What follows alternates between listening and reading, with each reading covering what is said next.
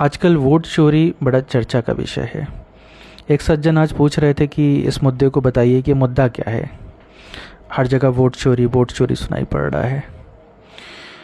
सबसे पहले तो मैं विपक्ष को धन्यवाद देना चाहता हूं कि आज़ादी के जब हम 8वें दशक में हैं तो पहली बार वोटर लिस्ट राष्ट्रीय मंच पर, राष्ट्रीय पटल पर राष्ट्रीय मुद्दा बना है, वरना अभी तक वो बूथ का भी मुद्दा नहीं बन पाता था। वोट चोरी को अगर समझना हो तो थोड़ा पीछे जाना पड़ेगा। एक शब्द है बूथ कैप्चरिंग। हो सकता है आप में से ज़्यादातर लोग इस शब्द से परिचित हों।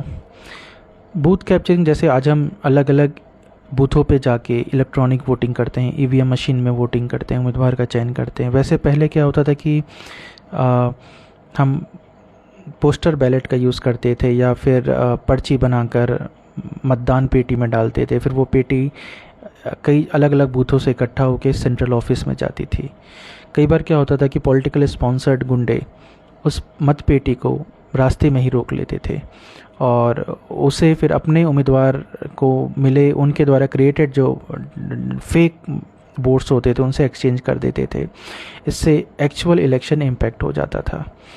पहली आधिकारिक बूथ कैप्चरिंग 1957 में बिहार के कांग्रेस के नेता द्वारा पकड़ी गई थी और बड़ी चौकन्ना करने वाली बात है, एक बड़ा फैक्ट है कि इस पर पहला कानून बना 1989 में, यानी कि 1951 में पहला चुनाव हुआ और कानून बना 89 में, यानी कि 39 वर्ष तक, आज़ादी के 39 वर्ष तक, समझने कितनी सरकारें बदल जाती हैं, बूथ कैप्चरिंग पर कोई लीगल कानून नहीं था। एक तरह से वो लीगल ही मान के चलती है।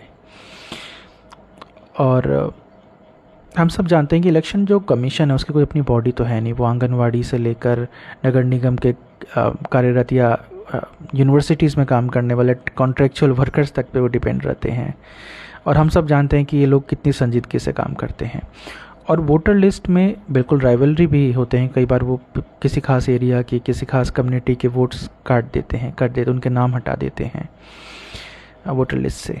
तो वोटर लिस्ट कोई नई बात नहीं है। ये जो चीज़ें हो रही हैं वो आज से नहीं हो रही हैं, वो शुरू से होती आ रही हैं।